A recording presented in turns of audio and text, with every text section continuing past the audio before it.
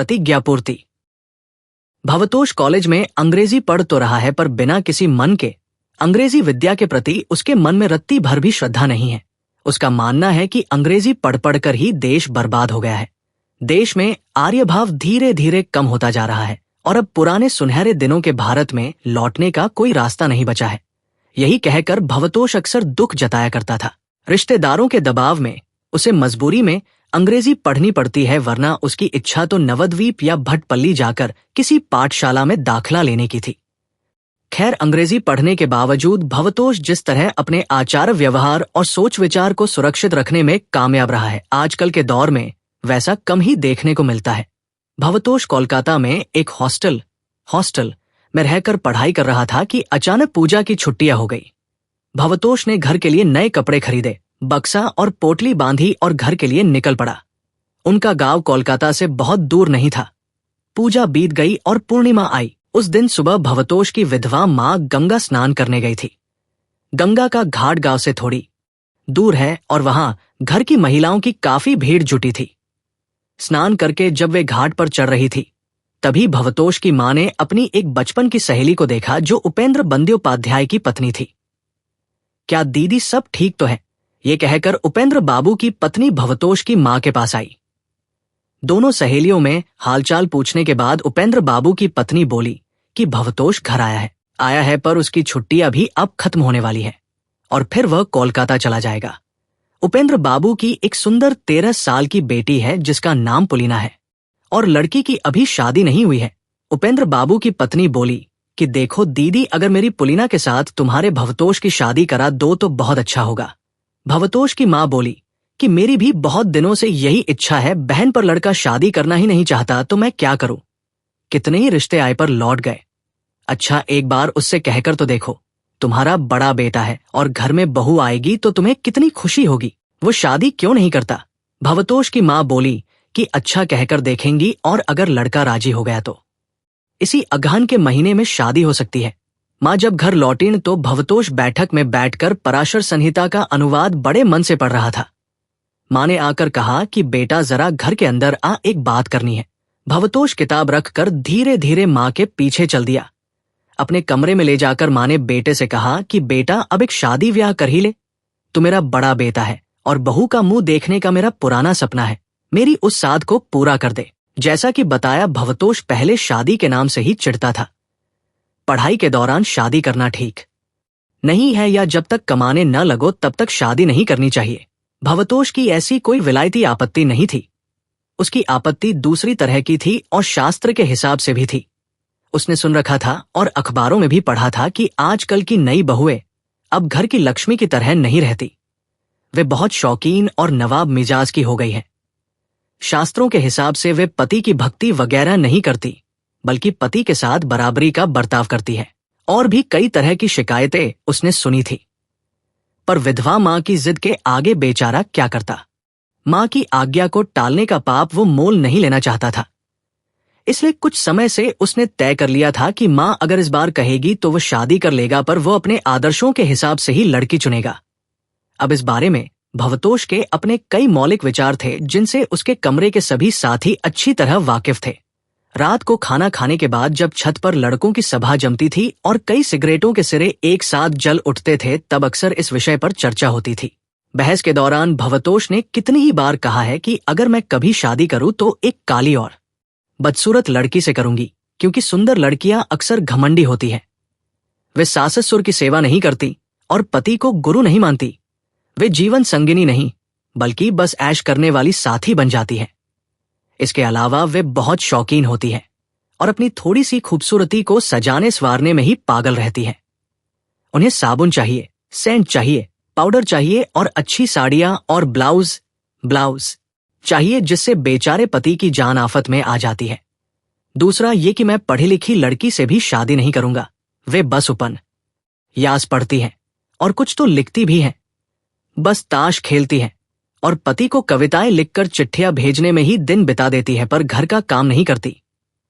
व्रत और नियमों के लिए तो उनके पास वक्त ही नहीं होता और बच्चा जमीन पर पड़ा रोता रहता है।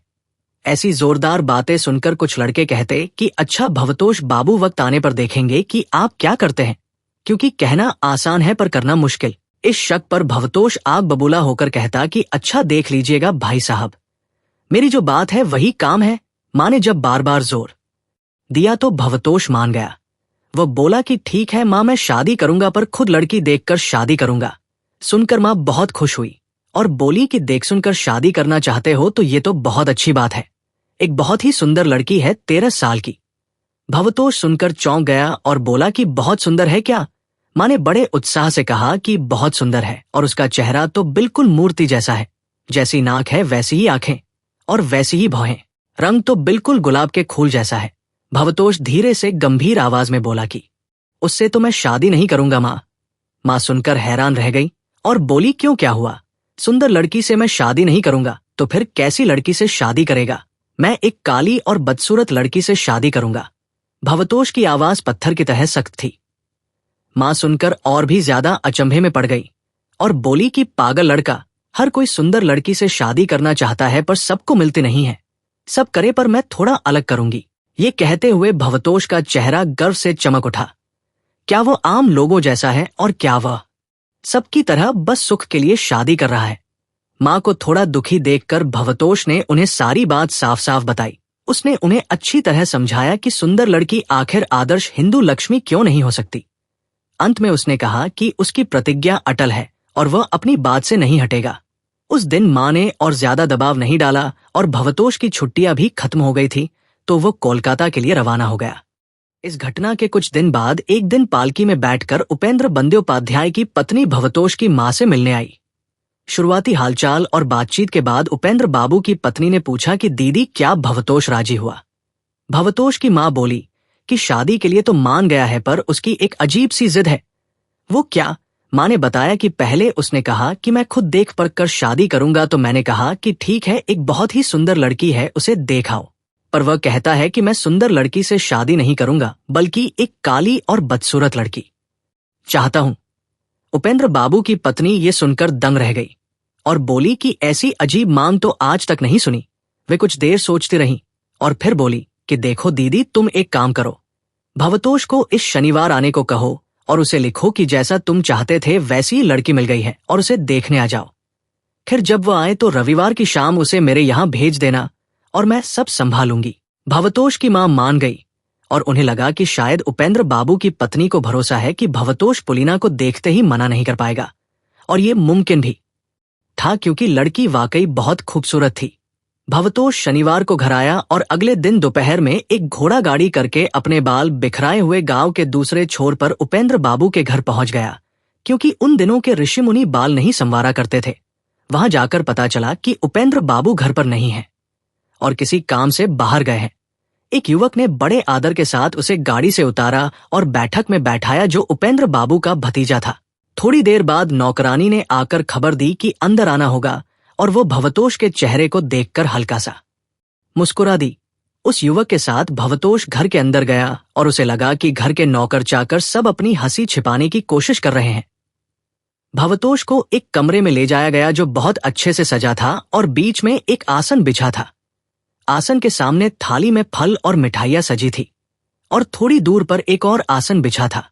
भवतोष मिठाई की थाली के सामने बैठ गया कि तभी बाहर पायल की झंकार सुनाई दी। नौकरानी लड़की को लेकर कमरे में आई और वो लड़की दूसरे आसन पर बैठकर कमरे को बड़ी हैरानी से देखने लगी। शर्म के मारे भवतोष का सिर झुका हुआ था और वो धीरे धीरे फल खाते हुए तिरछी नजरों से लड़की को देख रहा था। लड़की ने बैंगनी रंग की साड़ी पहन रखी थी और उसका रंग कोयले जैसा काला था। आंखें छोटी छोटी और धंसी हुई थी जो लगातार घूम रही थी। माथा ऊंचा और नाक बिल्कुल चपटी थी और ठुड्डी तो जैसे थी नहीं। आगे के दांत थोड़े बाहर निकले हुए थे। भवतोष को लगा कि सुंदरता के मामले में ये लड़की बिल्कुल उसके आदर्शों के हिसाब से है। उसने थोड़ा गला साफ किया और हिम्मत जुटाकर पूछा कि तुम्हारा नाम क्या है? लड़की ने अचानक भवतोष की तरफ देखा और थोड़ी जीभ बाहर निकालकर कहा, तुम्हारा नाम क्या है? मेरा नाम जगदम्बा है। तभी उस युवक और नौकरानी ने उसे गुस्से से देखा तो लड़की तुरंत बोली कि जगदम्बा नहीं, मेरा नाम पुलिना है। युवक बोला कि पहले इसका नाम जगदम्बा था पर अब बदलकर पुलिना रख दिया गया है। भवतोष ने सोचा कि ये बदलाव अच्छा नहीं है क्योंकि पुलिना नाम से तो उसे चिढ़ है। जगदम्बा नाम ही पुराना और पौराणिक है और भगवान का नाम है। शादी के बाद वो जगदम्बा नाम ही रखेगा। भवतोष ने पूछा कि तुम क्या पढ़ती हो? लड़की ने फिर जीभ निकालकर कहा, तुम क्या पढ़ती हो? कुछ नहीं पढ़ती, और मेरा भाई पाठशाला में। नौकरानी और उस युवक ने फिर उसे घूर कर देखा तो लड़की चुप हो गई। सुनकर भवतोष को और भी तसल्ली हुई कि यही ठीक है और इसे ही एक असली हिंदू गृहिणी बनाया जा सकता है। थोड़ी बदसूरत है तो क्या हुआ, और आखिर यही तो उसकी प्रतिज्ञा है। शादी में वो हॉस्टल के सभी लड़कों को बुलाएगा। भवतोष बोला कि ठीक है, अब तुम जा सकती हो। लड़की ने फिर जीभ निकालकर कहा, तुम जा सकती हो। नौकरानी उसे अपने साथ ले गई। भवतोष का नाश्ता खत्म हुआ कि तभी एक 13 साल की लड़की चांदी की डिबिया में पान लेकर आई। वो लड़की बला की खूबसूरत थी और उसने एक साधारण सी साड़ी पहन रखी थी। पैरों में पायल और हाथों में सोने के 2 कंगन थे और माथे पर खैरी रंग की बिंदी थी। पान रखकर वह लड़की चली गई और जाते जाते दूसरी तरफ देखकर हल्का सा मुस्कुरा दी। भवतोष ने मन ही मन सोचा कि देखो, ये एक सुंदर लड़की है और अगर इसके साथ मेरी शादी होती तो क्या होता। मेरे सारे आदर्श और सपने डूब जाते और शायद मैं इस सुंदरता के मोह में अपना दिमाग ही खो देता। नहीं, मैं सुख और रोमांच के लिए शादी नहीं कर रहा हूं, बल्कि मैं धर्म और आदर्श हिंदू जीवन जीने के लिए शादी कर रहा हूं। अपनी प्रतिज्ञा पूरी होने के गर्व से भवतोष का मन भर गया और वो युवक के साथ बाहर आ गया। नौकरानी ने आकर मुस्कुराते हुए पूछा कि घर की महिलाएं पूछ रही हैं कि क्या लड़की पसंद आई। भवतोष ने गर्व से कहा कि हाँ, आ गई। गाड़ी में वापस आते समय भवतोष मन ही मन दोपहर की घटनाओं के बारे में सोचने लगा। वो गांव के रास्ते से आ रहा था और देख रहा था कि कितनी ही जवान लड़कियां घड़ों में पानी भरकर घर लौट रही हैं। भवतोष उन लड़कियों के चेहरे बड़े गौर से देख रहा था। उनमें सुंदर लड़कियां भी थी और सांवली भी बहुत थीं, पर जगदम्बा जैसा बदसूरत चेहरा उसे एक भी नहीं दिखा। गाड़ी अब मैदानों के बीच आ गई थी और उसके मन में अपनी जीत का उत्साह अब भी भरा था। फिर भी वो मन ही मन सोच रहा था कि उसने काली लड़की से शादी करने की प्रतिज्ञा तो की थी, पर अगर वो इतनी ज्यादा बदसूरत न भी होती तो कोई हर्ज नहीं था। खैर, अब जब पसंद है कह दिया है तो अब इस चर्चा का क्या फायदा। इसी हाल में भवतोष घर पहुंचा और मां ने पूछा कि क्यों बेटा, लड़की पसंद आई? हाँ, पसंद है। तो फिर सब पक्का कर दूं? कर दो, तो फिर इसी अगहन के महीने में शादी कर ले। ठीक है, ये कहकर भवतोष दूसरी तरफ चला गया। मां ने देखा कि बेटे का मन थोड़ा भारी भारी सा है और उन्हें लगा कि सुंदर लड़की से शादी नहीं करूंगा कहकर बहुत उछल कूद की थी, पर अब राजी हो गया है तो शायद उसे शर्म आ रही है। भवतोष ने रात को कुछ नहीं खाया और कहा कि वह बहुत खा लिया था, इसलिए भूख नहीं है। अब उसके मन से अपनी जीत और प्रतिज्ञा पूरी करने का उत्साह काफी कम हो चुका था। रात को बिस्तर पर लेटकर वह जितना जगदम्बा का चेहरा याद करता उतना ही उसका दिल बैठने लगता। उसे लग रहा था कि अगर वह इतनी बदसूरत न होकर सांवले रंग के साथ थोड़े ठीक ठाक नैनंश वाली होती तो बुरा नहीं था। सोमवार सुबह की ट्रेन से भवतोष कोलकाता रवाना हो गया और मां ने याद दिलाया कि शादी में बस 10 दिन बचे हैं और वह 2 दिन पहले घर पहुंच जाए। हॉस्टल पहुंचने पर साथियों ने देखा कि भवतोष का चेहरा बादलों की तरह काला पड़ा है। क्या हुआ भवतोष बाबू, क्या खबर है? रजनी बाबू, शरद बाबू और राखाल बाबू सब वहां जुट गए। भवतोष अपने कमरे में जाकर बैठ गया और सतीश बाबू और कुमुद बाबू भी आ गए। भवतोष घर जाते समय इन्हें सब बताकर गया था। क्या खबर है भवतोष बाबू? भवतोष ने एक फीकी हंसी के साथ कहा कि खबर अच्छी है। इसके बाद सबने सवाल पूछकर लड़की के रूप, गुण और उम्र की सारी जानकारी ले ली। शरद बाबू ने अचानक पूछा कि लड़की का नाम का या है? भवतोष ने नाम बताया तो सबके चेहरे पर मुस्कुराहट आ गई। बस नृपेन बाबू खुद को रोक नहीं पाए और जोर से हंस पड़े। हाँ, जगदम्बा ही बड़ा प्यारा नाम है। शरद बाबू बोले कि नृपेन बाबू, इसमें हंसने वाली क्या बात है और आप हंस क्यों रहे हैं? नृपेन बाबू बोले कि नहीं, मैं कहाँ हंस रहा हूँ। रजनी बाबू बोले कि नहीं, नाम बुरा तो नहीं है और ये तो पौराणिक नाम है। क्या तुम्हें आजकल के ज्योत्सनामयी और सरसी बाला जैसे फिल्मी नाम ही अच्छे लगते हैं? भवतोष ये सुनकर गंभीरता से सिर हिलाने लगा, पर उसका पुराना जोश आज जैसे कहीं गायब था। शादी में अब 9 दिन बचे थे और वे 9 दिन भवतोष ने कैसे काटे ये वही जानता है। हॉस्टल के लोगों को भी थोड़ा बहुत अंदाजा हो गया था। वो जितना जगदम्बा के बारे में सोचता उतना ही उसके दिल में अंधेरा छा जाता। भवतोष कॉलेज तो जाता, पर लेक्चर उसे कुछ सुनाई नहीं देता। वो हॉस्टल में अपनी भूख के लिए मशहूर था, पर अब उसकी थाली का आधा खाना बचा रह जाता। वो किसी से हंसी मजाक नहीं करता और हमेशा खोया खोया रहता। हॉस्टल के लोग उसे टोकने लगे कि भवतोष बाबू पा रेमरोग के सारे लक्षण आप में दिखने लगे हैं। रात को बिस्तर पर भवतोष को नींद नहीं आती और वो बस करवटें बदलता रहता। बड़ी मुश्किल से नींद आती तो उसे डरावने सपने दिखते। एक दिन सपना देखा कि जगदम्बा ने काली माता का रूप धर लिया है और उसकी जितनी जीभ भवतोष ने देखी थी उससे आधी बाहर लटक रही है। उसके 2 नए हाथ निकल आए हैं, जिनमें से एक में खून से सनी तलवार है और दूसरे में कटा हुआ सिर लटक रहा है और वह सिर खुद भवतोष जैसा दिख रहा है। एक और दिन सपना देखा कि वह कांटों वाले जंगल में रास्ता भटक गया है और रास्ता ढूंढ रहा है कि तभी एक भैंसा उसे मारने दौड़ा। उस भैंसे ने बैंगनी रंग की रेशमी साड़ी पहन रखी थी और उसके सिर की जगह जगदम्बा का मुंह था और उसमें 2 सिंग निकले थे। जब शादी में सिर्फ 3 दिन बचे थे तब भवतोष ने सोचा कि मां को चिट्ठी लिखकर ये शादी रुकवा दे। उस दिन बीमारी का बहाना करके वह कॉलेज नहीं गया और कमरे में अकेला बैठकर मां के नाम कई चिट्ठियां लिखी और फाड़ दी। उसने सोचा कि जब हॉस्टल के लोग सुनेंगे कि शादी टूट गई है तो वे क्या कहेंगे और उनका मजाक वह कैसे सहेगा। उस रात उसने सोचा कि किसी को बताए बिना वह कहीं दूर भाग जाएगा। वो उठा और दिया जलाकर टाइम टेबल देखने लगा, पर सुबह फिर उसका मन बदल गया। छी, क्या इतना सब होने के बाद वह बुज़दिल कहलाएगा? ऐसा नहीं होगा और वह अपनी प्रतिज्ञा पूरी करेगा, चाहे उसके बाद उसकी किस्मत में जो भी हो। तय दिन पर वह घर पहुंचा और सही समय पर शादी के मंडप में भी हाजिर हो गया।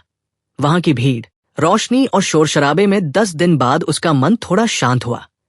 जंग का समय आने पर डरपोक सिपाही भी डर भूल जाता है। शादी शुरू हुई और भवतोष का मन अब बिल्कुल शांत था। अब उसके मन में न डर था, न खुशी और न ही कोई निराशा। धीरे धीरे रस्मों का वक्त आया और शुभदृष्टि के लिए दूल्हा दुल्हन के सिर पर चादर डाली गई। दुल्हन की तरफ देखकर भवतोष दंग रह गया। ये 10 दिन वाली डरावनी जगदम्बा नहीं थी, बल्कि ये वही बेहद खूबसूरत लड़की थी जो चांदी की डिबिया में पान रखकर गई थी। सुहागरात को जब भवतोष ने अपनी नई पत्नी को बोलने के लिए बहुत मनाया पर वह नहीं बोली तो उसने एक चाल चली। उसने सुन रखा था कि जो दुल्हन कुछ नहीं बोलती वह भी अपने घर वालों की बुराई सुनकर बोल पड़ती है। इसलिए भवतोष बोला कि तुम्हारी माँ ने मेरे साथ ये धोखा क्यों किया? पुलिना तब बोल उठी कि मैं सुंदर हूं, इसलिए तुम मुझसे शादी नहीं करना चाहते थे न? कैसे फंस गए? भवतोष को अब तक इस पहेली का जवाब नहीं मिला था, इसलिए उसने पूछा कि फिर जिसे मैंने देखा था वो लड़की कौन थी?